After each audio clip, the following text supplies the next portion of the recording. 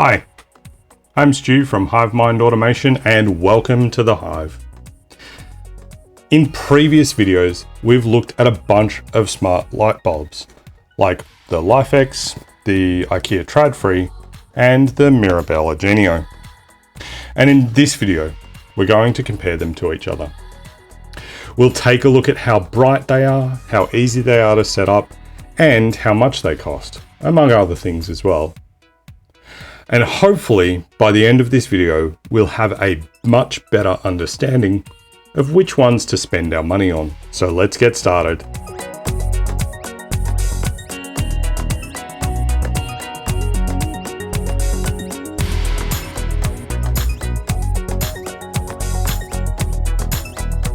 So I've got 4 light bulbs here for comparison.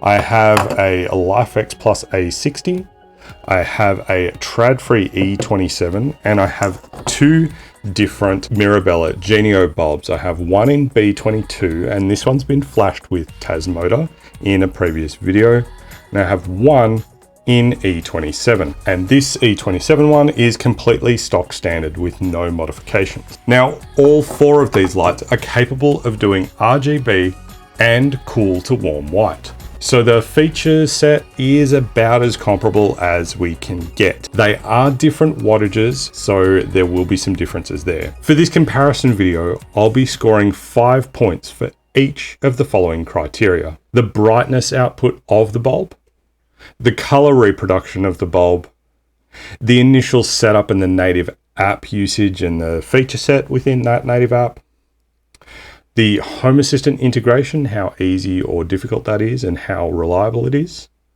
the available range of light bulbs, and lastly and most importantly, price.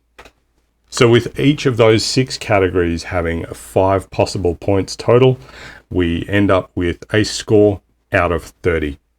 And we'll take a look at those scores at the end of the video. As part of my testing methodology, I integrated each of these devices into Home Assistant, installed them into my set wall here, and I ran the same script on each light, except for one which apparently didn't support the commands that I was sending from Home Assistant, and we will talk about that a little bit later. The idea behind running the script was to try and line up the timing of the color changes in the video, and it mostly worked, as you can see from the B-roll that's rolling now.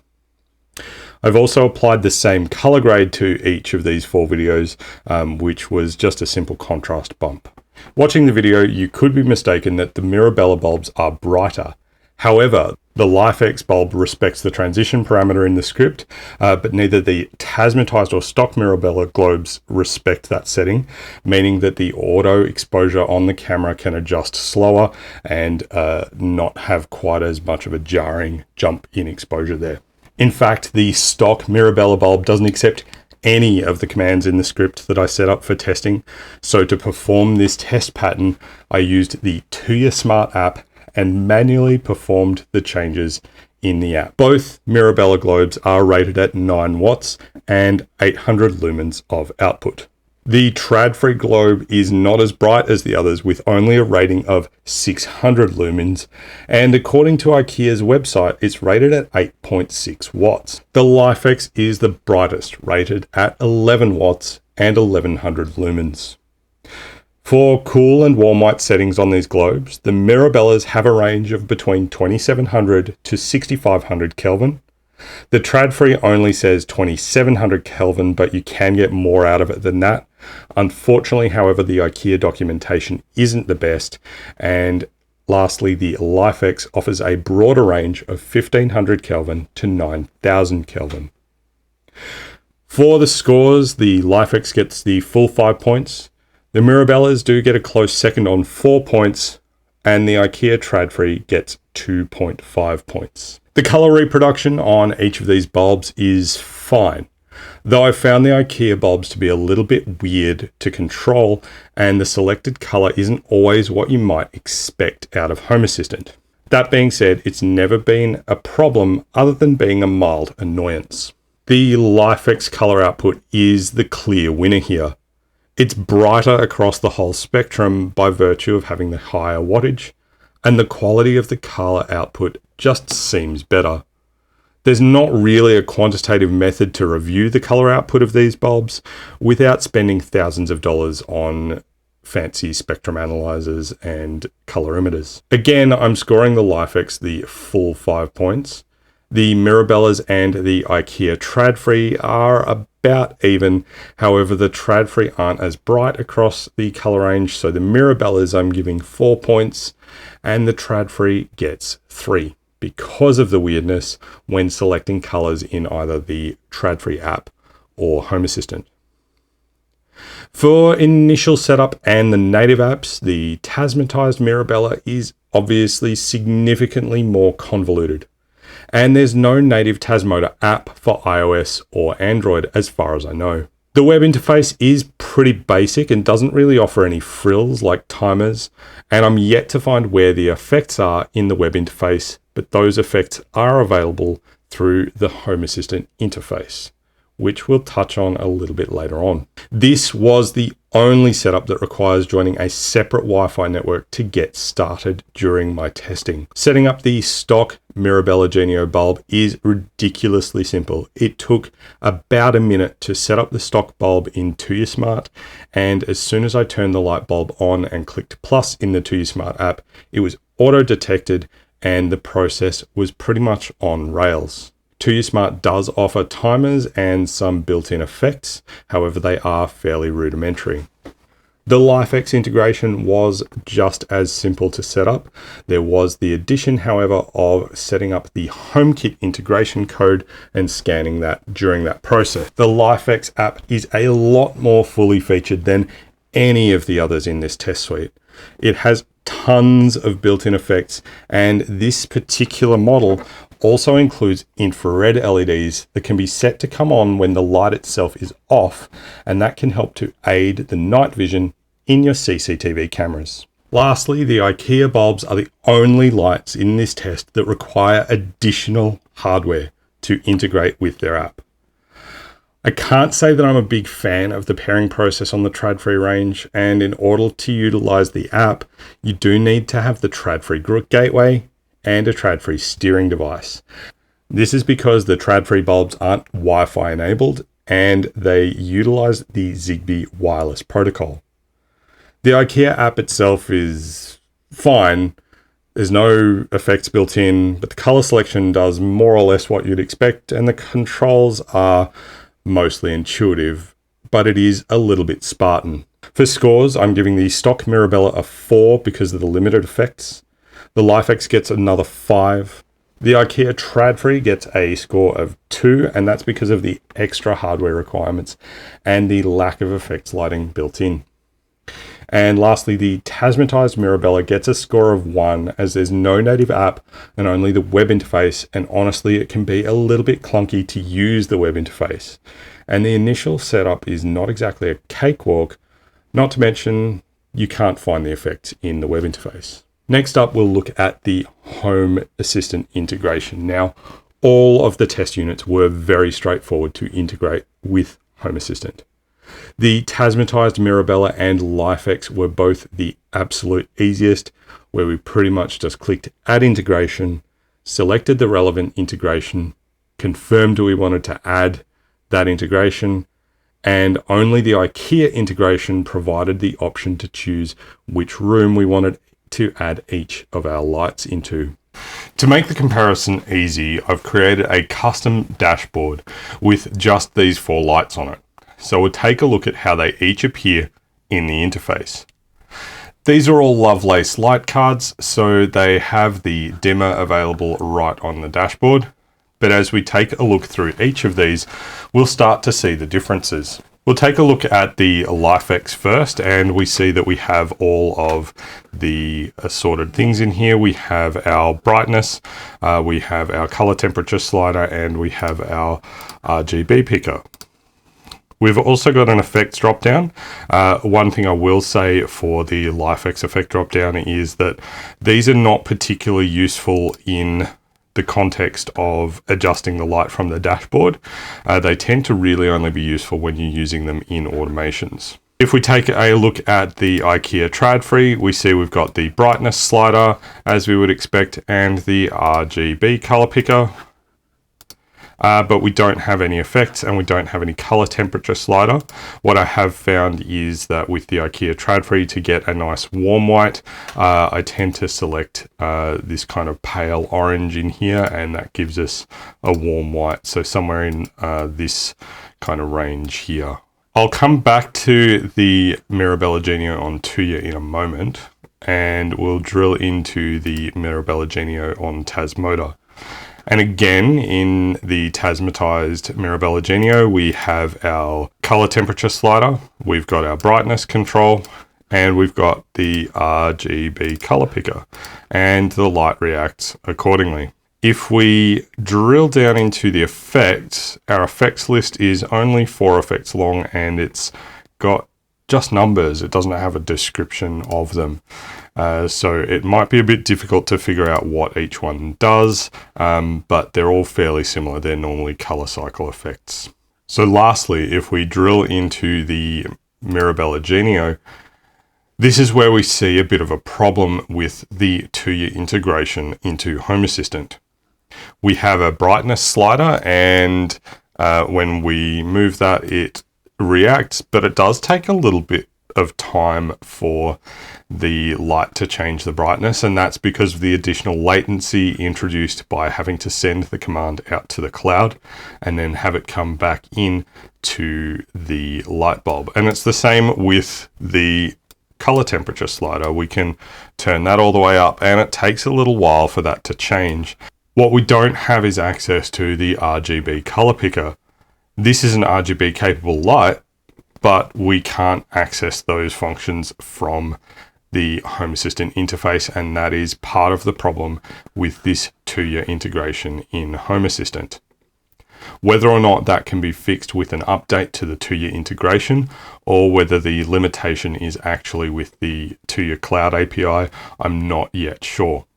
The other thing we need to consider when integrating with Home Assistant is how well the light behaves during automations. The LifeX and trad-free bulbs respected the transition flag I entered in the test script that I put together, but for some odd reason, the trad-free didn't respect the light.turnoff command at the end of the script. I have read somewhere that the trad-free globes can sometimes struggle with receiving more than one command in a payload at a time, so it could have been something to do with that. The Tasmotized Mirabella didn't pay any attention to the transition flag in each of the commands. However, it did perform the sharp, quite jarring transition upon receiving each new command. So it was still reacting to commands sent from Home Assistant, while the stock Mirabella wouldn't accept any commands from Home Assistant script at all. So for scoring, the LifeX again comes out on top with 5 points. The integration with Home Assistant was effortless, and it respects all of the commands in the script. The IKEA trad-free gets 3.5, and only because the pairing with Home Assistant is a little bit more convoluted, and because it didn't respect that turn off command. Tied with the trad-free is the Tasmotized Mirabella with another 3.5 points. It didn't respect the transition flag in the payload, but the integration into Home Assistant was as easy as the LifeX. The Tuya Mirabella bulb gets 1 point. I almost gave it 0 points because of the fact that it wouldn't work with my script, but it does integrate with Home Assistant, and you can turn it on and off and use the dimming function. Now let's talk about the product range for each of these brands. Straight off the bat, I can tell you that I'm pretty unimpressed with IKEA's trad-free range, because no matter how hard you look, you will not find a B22 globe in trad-free. You can get E27, E14, and even GU10s, but no B22s. The LifeX range have B22 and E27, and you've also got some weird and wonderful SKUs like filament globes and downlights and LED strips. The Mirabella Genio range has a very interesting range, including a 19 watt large UFO. It it's like a large flat plate of LEDs. There's also a 15 watt B22 or E27 globe that you can get that is obviously for rooms where you want up to 1400 lumens of illumination. They have filament globes, they have party lights and LED strips, as we've seen in a previous video. So I'm giving the IKEA range a score of 2, the LifeX range a score of 4, and the Mirabella Genio bulbs each get a 5 because they're the same hardware. Lastly, we come to the pricing, and the LifeX is the most expensive on this list. When I bought mine, they were $109.99 per bulb, but I see from their website they're now down to $79.99. I don't know yet if this is a permanent price change or a clearance special, but if you're after them, I would snap them up at this lower price before it's too late. The other 3 lights tested all cost within the same range. The Mirabella Genio that is stock cost $25 from Woolies, and I have seen them on special at Woolies for $15 before. I bought the Tasmotized Mirabella Genio from Kmart just before Christmas for $35. The IKEA Trad-Free is where it gets a little tricky to quantify the price because the bulb itself is listed at $29.99, and if you have an IKEA family membership, you can sometimes get them for $25. But in order to use them standalone, you then need a steering device, and I got the 5-button remotes for $19 with my IKEA family membership, and they're normally $24.99 if you don't have that membership. On top of that, you need the gateway to utilize the app or integrate into Home Assistant. The gateway has a regular price of $49, and it's $39 if you have an IKEA family membership.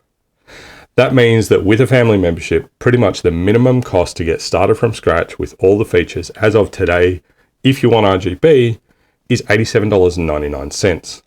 And that's more than the starting price of the LifeX. There are cheaper trad-free bulbs, and in fact there's a 1000 lumen white and warm white bulb for $19.99, or an 800 lumen white and warm white bulb for $15. And you can get starter kits with multiple bulbs, a steering device, and the gateway for $99 if you don't want the RGB function and you just want dimming and white and warm white. The cost of entry does go down the more globes you add to your system, whereas each LifeX globe will always cost the same amount for each globe that you add to the system. When all is said and done, the pricing scores were fairly difficult to decide. So the Mirabella's got 5 points each. IKEA got 3 points because the startup cost is higher, and I gave the LifeX 2 points because it is always going to cost more than any of the others. So looking at the final scores, the LifeX wins quite handily on 26 points. The stock Mirabella and Tasmotized Mirabella are close behind at 23 and 22.5 points respectively. And the IKEA Trad-Free rounds out the testing selection on 16 points. Now that's not to say that the IKEA Trad-Free doesn't have its place in your smart home. I find the IKEA Trad-Free, with its lower brightness but reasonable colour and decent price, to be great for accent lighting for use in lamps and other accessories, whereas I probably wouldn't use the IKEA Trad-Free as a room light or the main ceiling light in a particular area. Both the Mirabella Genios and the LifeX bulbs would fill that particular role quite handily, and they do fill a room quite well with the light output from them. For the price, the LifeX might be a little bit expensive if you were going to use them in lamps, and so the Trad-Free might be a better option for you. Now, you might think that my scoring system is a little bit arbitrary, and to be perfectly honest, it's based heavily on my personal opinion. And I'm surprised with the results. I did think that the IKEA Trad-Free would score better because of the price, but when I started considering the additional hardware required to set them up and some of the limitations with the lack of effects lighting, etc., it did drag the score down. Now, it could easily be argued that the comparison isn't necessarily an apples to apples comparison because they're different wattages, etc., and you would be right. This comparison is based on my opinion of these lights. with a view to help you in researching your needs for your smart home. If you disagree with my rankings, please comment down below with what you think I got wrong and why. So I hope this video has helped you in your home automation journey. Doing this ranked review of multiple products has been a really interesting process for me, and I learned a lot in doing it, and I think I might do a few more in the future. If you did like this video, hit the thumbs up button down below, and feel free to comment your thoughts on what smart gadgets you'd like to see me review next. If you want to see more content like this, hit the subscribe button down below, and when you do, be sure to hit the bell icon to get alerts when new videos get released each week. Lastly, if you like what I'm doing here and you want to help to support the channel, there is a Buy Me a Coffee link in the video description down below. Contributions through the Buy Me a Coffee link help me to create more and better content for you to enjoy. Thank you so much for watching. I'm Stu from Hive Mind Automation, and I look forward to seeing you next time. Bye for now.